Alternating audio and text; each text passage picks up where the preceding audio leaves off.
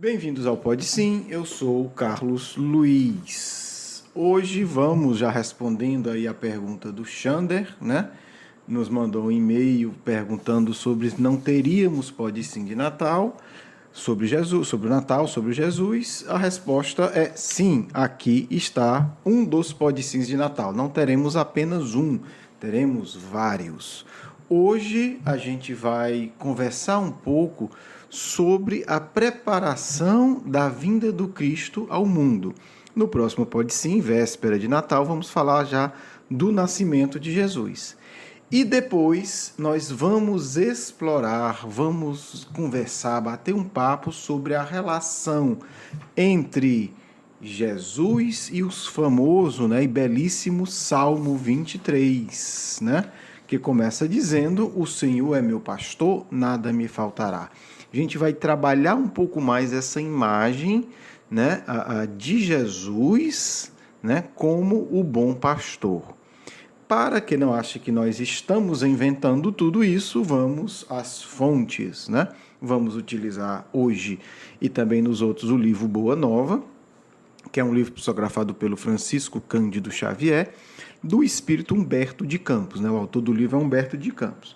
É um livro interessante porque ele nos parece que o Humberto de Campos ele pega situações já conhecidas nossas do Novo Testamento e explora um pouco mais, né, assim, os bastidores da notícia, né, digamos assim. Ele conta o Sermão da Montanha e conta o que aconteceu um pouco antes e um pouco depois. No caso aqui, a gente vai falar da lição 21, né, ou melhor, do capítulo 21, que se chama A Lição da Vigilância. É o momento em que Jesus, conversando com os apóstolos, com seus discípulos, pergunta, né? O que é que os homens dizem que eu sou? Né? E aí eles respondem: eu ouvi na cidade tal que disseram que você é isso, ou que você é aquilo e tal. Né? É o momento feliz que Pedro diz, né?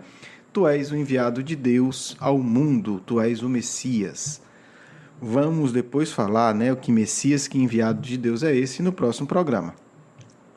Mas nesse ponto, nesse contexto desse diálogo, Jesus diz o seguinte: através da palavra de Simão, tiveste a claridade reveladora, né? Cumprindo as profecias da Escritura, sou aquele pastor que vem a Israel com o propósito de reunir as ovelhas perdidas ou tresmalhadas, né, espalhadas do imenso rebanho.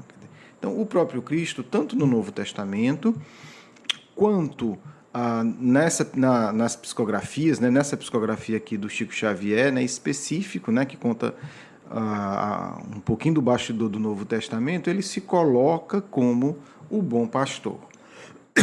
Desculpa. A questão é a seguinte: que história é essa de bom pastor? Né? Que história é essa? O que é que isso significa? Sendo bem sincero, para nós do século XXI, a pessoa falar que é um pastor não significa muita coisa, né? A gente vai imaginar, o sujeito é um fazendeiro pobre, né? O dono de um sítio pequeno, e está lá cuidando da vida. Assim, a princípio, né, por conta do nosso cotidiano, isso não significa tanto, né? Falando de uma maneira geral.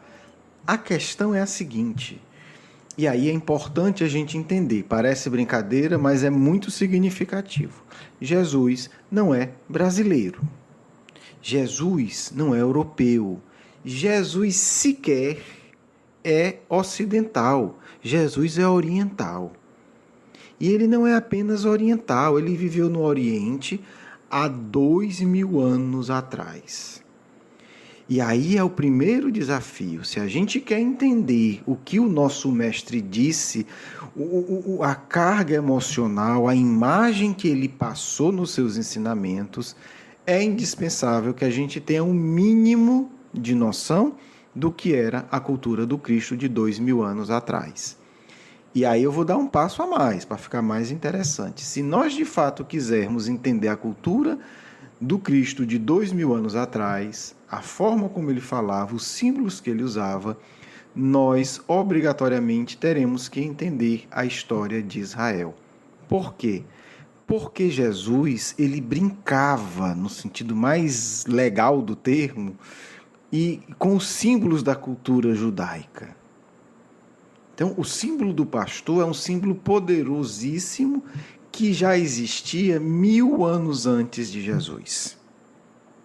Então, para um judeu da época, quando Jesus fala que é o bom pastor, ele está começando a contar uma história ele está tocando numa história que começou há 1000 anos atrás. Então, a gente está falando de algo que tem uma carga emocional profunda, né? Nós não estamos falando de um pastor para a gente no ano de 2015, não é isso. Então, que símbolo é esse do bom pastor e por que Jesus, né, traz esse símbolo para ele e diz, eu sou o bom pastor, tá certo? Ao ponto de no Evangelho de João, né, capítulo 10, versículo 11, né, tá, em todo o Novo Testamento tem, dê uma olhada, Jesus diz, eu sou o bom pastor. Interessante que ele não quis ser chamado de bom mestre, mas bom pastor ele mesmo se intitulou. Né? Dá para pensar, dá para a gente pensar um pouco sobre isso. Eu sou o bom pastor dá a vida pelas ovelhas. Então é um símbolo que a gente hoje quer tocar, mas tem que se preparar. Nós estamos falando de um símbolo de pelo menos 3.000 anos. Para nós brasileiros, isso é algo quase o infinito, né? Nós, assim, a nossa história europeia no Brasil começa há 500 anos. Então, a gente não, é até difícil imaginar, né? Então, nós estamos falando aí de 3.000 anos de tradição. E mais, quando Jesus fala do bom pastor, ele ainda está numa sociedade agrária.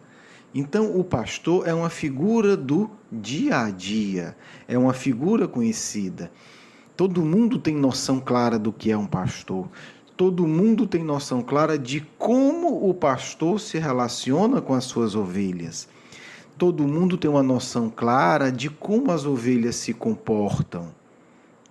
Então, se a gente não tem o mínimo dessa noção, a gente fica perdido, a gente fica, que símbolo legal, mas assim, fala legal por educação, né? Convenhamos porque não sabe o que é. Né? O que pastor é esse que Jesus está falando? Então, e aí, o assunto não era o nascimento de Jesus? Sim, o assunto continua sendo o nascimento de Jesus. Isso é só para a gente iniciar a seguinte reflexão.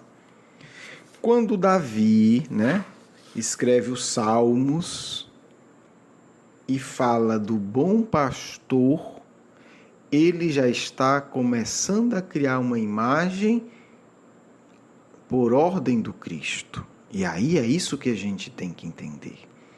O reencarne de Jesus não foi uma decisão de 5 minutos. Há uma preparação da humanidade em geral, nós não vamos entrar nesse assunto agora, mas é muito claro que há uma preparação específica para o povo judeu. Né? E aí é o primeiro choque que a gente tem. Porque a psicologia do espírito atrasado, a nossa, né? Caso esteja algum anjo me ouvindo, perdoe-me, né? Você é exceção, então, por favor, me perdoe. Então, espíritos atrasados como nós, a gente tem uma lógica imediatista. Se a gente chega para algum do nosso nível espiritual e pergunta o que é que você vai fazer daqui a 500 anos, o indivíduo, se estiver de mau humor, né, vai falar algo desagradável. Se estiver de bom humor, ele vai rir e perguntar se a gente está doido ou como é o nome dessa bebida que a gente está tomando. Porque para a gente, espírito atrasado, 500 anos é é quase um infinito, né? O que é que você vai fazer daqui a 500 anos? Para espíritos mais lúcidos, não é um prazo tão longo. E para espíritos como o Cristo, né, é como se a gente estivesse combinando o que vai fazer no fim do dia, tá certo? Porque são espíritos que têm uma visão muito mais profunda. Então, assim, é muito claro a construção já dessa imagem, uma imagem de um orientador, de um pastor, a partir de Davi, né? A partir do rei que unifica Israel.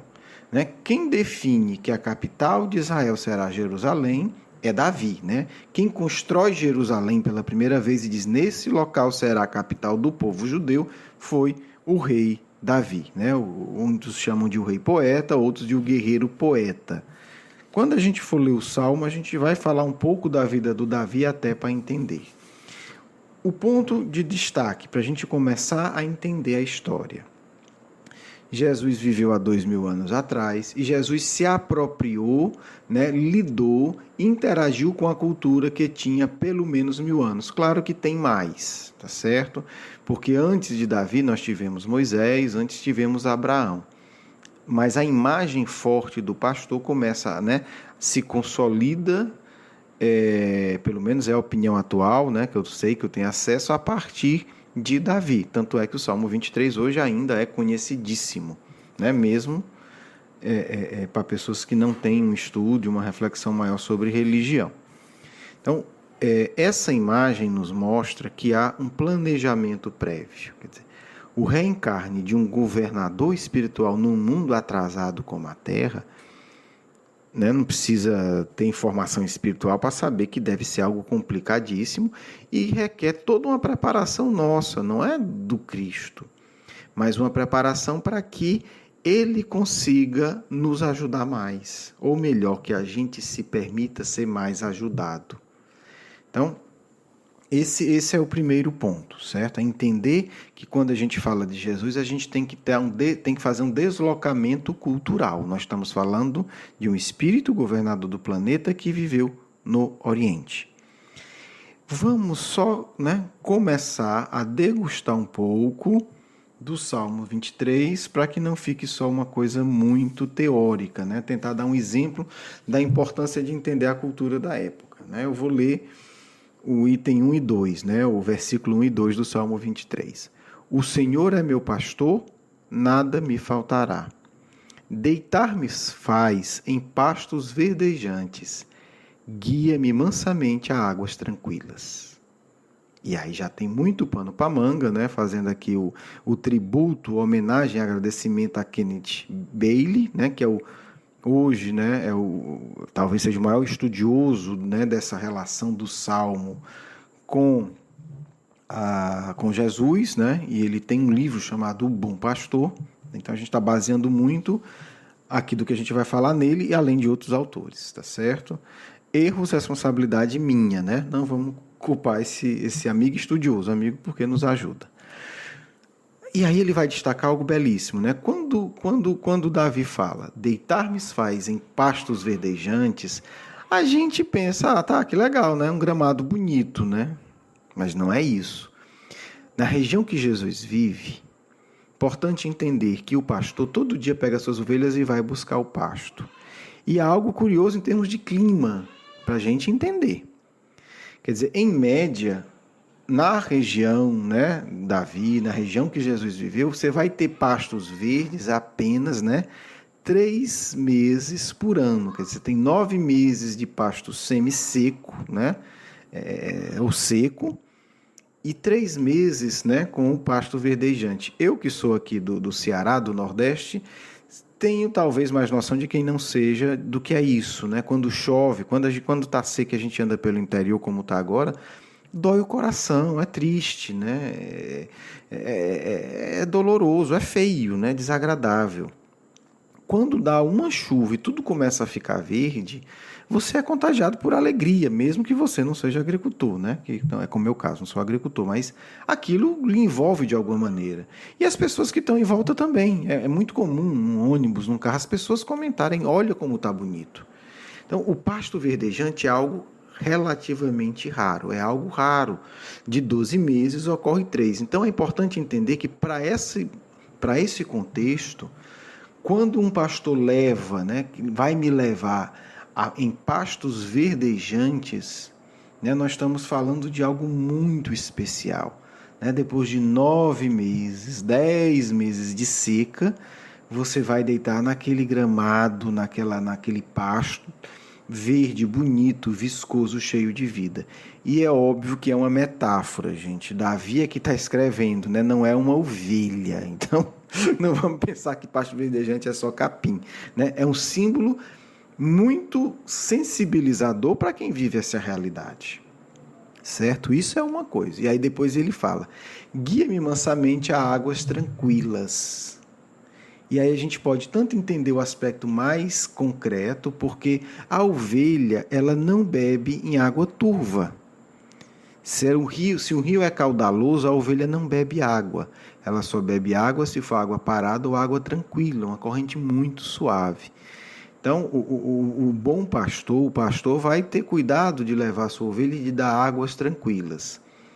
Há símbolos mais profundos, como falamos, né? Davi não está falando só da realidade concreta, objetiva, ele está fazendo paralelos.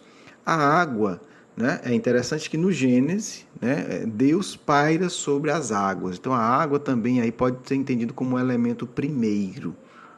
Mas também a água é entendida, né, enfim, por muitos estudiosos, como o símbolo do nosso inconsciente.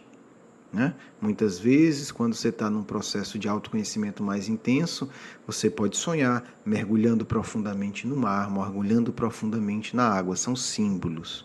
E isso, obviamente, também são símbolos das emoções. Então, as águas tranquilas, né, também significam lugar de paz, de tranquilidade e de remanso. Né?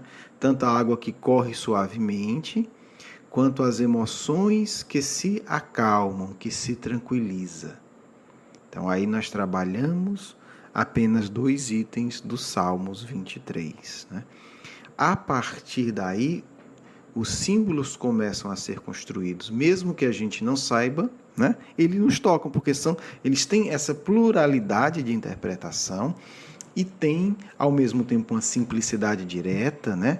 O Senhor faz deitar-me em pastos verdejantes, guia-me, e aí uma palavra muito bonita que combina muito com Jesus, né? Guia-me mansamente, mansamente, a águas tranquilas. Quer dizer, nós estamos falando do bom pastor, nós ainda temos de um pastor que guia espírita, com mansidão, se afastar vai se não perturbar, com crueldade, não com maldade, etc, não etc, com ameaça, não com condenação. O bom pastor guia com mansuetude, guia mansamente. Guia mansamente para onde? Para águas tranquilas. Né? Se a gente imaginar essa imagem de um pasto verdejante e água tranquila, né? Se a gente, quem puder, aí fechar os olhos e construir isso dentro de você, dentro de si, já se acalma. Né? Então você imagina alguém com mansidão, lhe guiando para pastos verdejantes e águas tranquilas. Não é à toa que esse salmo já passou 3.000 anos e continua nos tocando profundamente. Agora você imagine isso, falando isso para um pastor, falando isso para uma comunidade agrária. Né? Como não se sensibilizar com isso? Se hoje a gente, num outro mundo, né, a gente ainda é capaz de ser tocado por isso. Então, o que a gente coloca é a vinda do Cristo ao mundo. Objetivamente, a gente está lendo aqui que 1.000 anos atrás estava sendo já preparada. Há outros textos, há mais coisas, né? A gente só deu uma introduçãozinha para a gente pensar um pouco sobre esse salmo e para a gente entender que a vinda do Cristo teve essa preparação toda. No nosso próximo Pode Sim, vamos falar do nascimento do Cristo e depois a gente retoma o Salmo 23. Né? Tem muito mais coisas por aí. A gente leu o versículo 1, 2. Tem o 3, que vai ser, acredito que talvez um programa todo sobre o 3, e tem o 4 também, que dá um programa com certeza. Né? Acho que o 4 é o que mais vai dar pano para manga para a gente conversar bastante. Bem, pessoal, é isso, né? Espero que tenha sido claro a nossa exposição, né? Um tema não tão comum essa relação. Deixo aqui também minha gratidão ao Haroldo Dutra Dias, né? Que eu conheço bastante, né? De internet, porque esse autor eu encontrei graças a um comentário dele que me chamou a atenção no trabalho que ele apresenta na internet, no Portal C. E fui pesquisar, né? Então foi uma excelente dica que ele me deu indiretamente. Bem, gente, vamos agora para o nosso Evangelho, né? E para a nossa segunda parte do programa. Um grande beijo, até a próxima semana.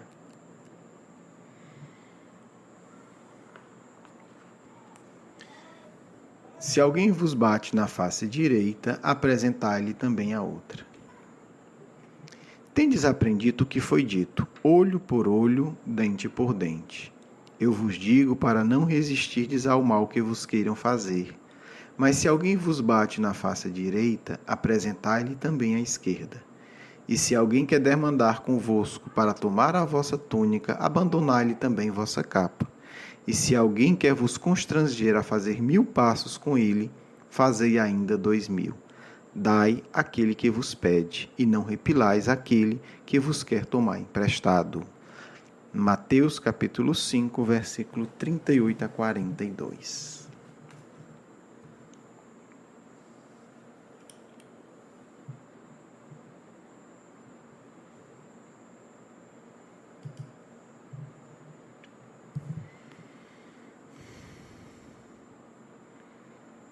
Pai de amor e bondade, que tua misericórdia infinita toque os nossos corações, nos ensinando a amar e servir, agora e sempre. Que assim seja.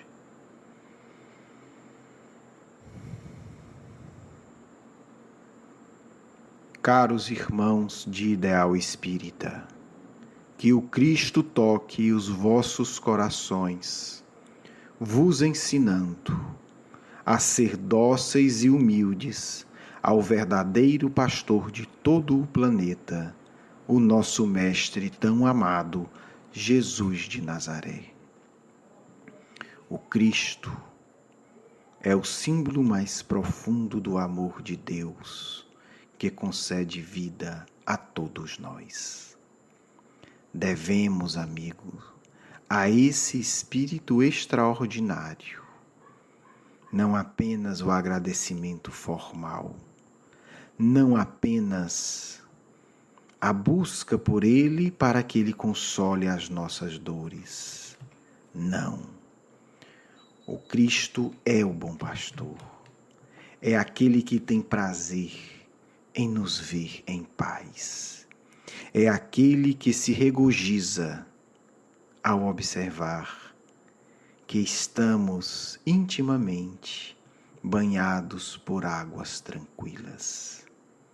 A água da paz, a água que sacia as dores, a água que traz a verdadeira lucidez e a verdadeira felicidade. Fiquemos, amigos, com o bom pastor em nossos corações a nos guiar em cada instante de nossas vidas. Sejamos nós a ovelha obediente e mansa, que sabe que não precisa atacar a ninguém, que não precisa defender-se de nada, pois confia plenamente no bom pastor. Por isso orienta o Mestre: acalmai o vosso coração, afastai-vos das contendas mentirosas do mundo. Entregai a mim a tua vida, porque eu sou o bom pastor, eu te protegerei. Nada te faltará, nem a tua necessidade do corpo, nem a tua necessidade da alma será negligenciada por mim. Para isso, meus irmãos e meus amigos, é necessário que cada um deseje, de forma ardente e sincera, entregar-se ao bom pastor do mundo, deixando que os lobos briguem com os lobos e viva em paz, porque em todas as épocas o bom pastor sempre protegeu e defendeu as suas ovelhas. Queira Deus que todos nós, com o esforço necessário, nos tornemos seguidores do bom pastor, rebanho desse Espírito iluminado, e por ele, protegido e amado, conquistaremos tudo o que precisamos para caminharmos para Deus, o Pai Criador. Paz do vosso irmão e amigo, Caibar Schutel.